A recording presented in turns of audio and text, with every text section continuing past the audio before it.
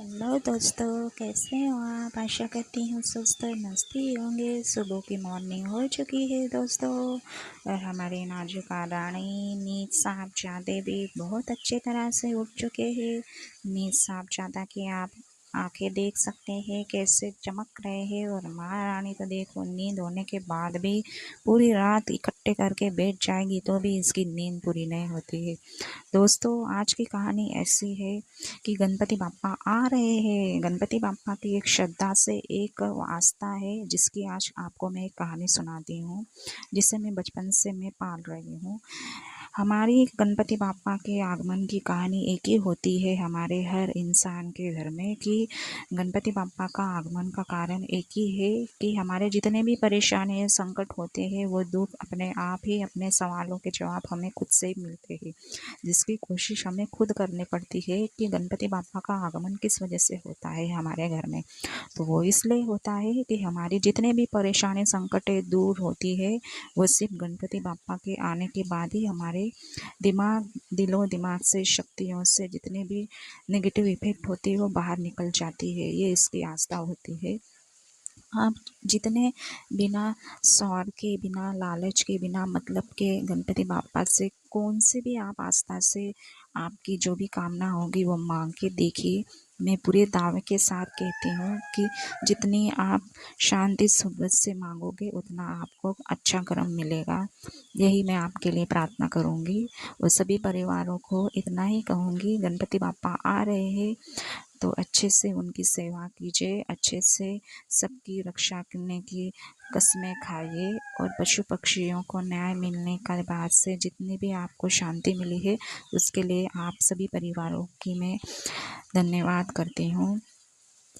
हर एक राज्य में एक कहानी होती है, जैसे कि अभी हरियाणा राज्य में जो मनीषा बहन है उसके लिए जो भी हुआ है वो बहुत गलत हुआ है। हमें पशु पक्षी जानवरों के लिए जैसे न्याय मिलने के लिए हम कोशिश कर रहे थे, तो हमें सच्चाई की ज़िंदगी का न्याय मिल चुका है। ऐसे ही मैं कहना चाहूँगी, चाहे वो कौन से भी राज्य की बेटी हो, लेकिन वो एक घर की हमारी खुद की बेटी होती है, ऐसा मतलब रखना चाहिए हर इंसान ने, ना कि ऐसे कि उस राज्य की बेटी है तो हम क्यों करें। तो ये गलत बात है। और मुझे एक समझ में नहीं आता है, जब भी इतने गलत हैवान लोग आजू बाजू जितने भी राज्य है, जितने भी एरिया है, वहाँ खुलेआम घूमते रहते हैं, और जब मिल जाते हैं वो हैवान तब आप उनको पकड़ने का काम क्यों करते हो। जहाँ मिलता है वहाँ ही आप उसे ख़त्म कर दो, ना कि दोबारा कोई भी राज्य का इंसान ऐसे कभी गलती ना करे कि उस इंसान को हम दोबारा हमारे सामने उसका गलत चेहरा देखने के लिए आप शामिल करें। तो ये गलत है, ये मेरा कहना है। आप जिस इंसान को, जिस खूनी को जहाँ आपको मिलता है वहाँ ही ख़त्म कर दो। हम लोगों को दिखाने के लिए मत आप कानून आगे लेके आए, यही मैं कहना चाहूँगी, क्योंकि कानून आगे लेके आता है।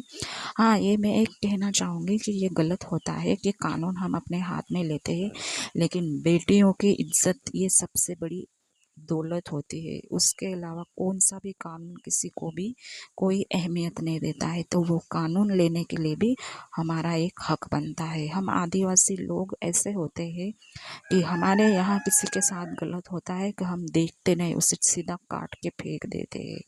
तो यही सीख मैं कहना चाहूँगी, जहाँ ऐसे घटिया इंसान कानून मिलते हैं, वो जो हैवान लोग घूम रहे उनको देखते ही वहाँ ही ख़त्म कर दो, और उस बेटी को, उस बहन को न्याय दो। यही मैं आप सभी लोगों को प्रार्थना करूँगी।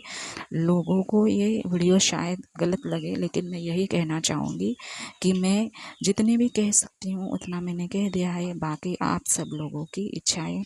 लेकिन जो इंसान उस घर पे बीती होती है, उस घर की इज्जत क्या होती है, जब खुद के घर पे आता है तब पता चलता है कि बेटी की इज्जत क्या होती है। इसलिए कभी भी अपनी ज़िंदगी में किसी बेटी की ज़िंदगी बर्बाद करने की कोशिश भी मत करो, ना उसको ख़त्म करने की कोशिश करो। ये सबसे बड़ा पाप होता है दोस्तों। तो भगवान ने ज़िंदगी दी है, सभी भाई बहनों के साथ अच्छे से ज़िंदगी काटो, गुजारो, और अच्छे से आस्था से जैसे आए थे वैसे ही जाने वाले हैं, कुछ लेके जाने वाले नहीं है हम लोग।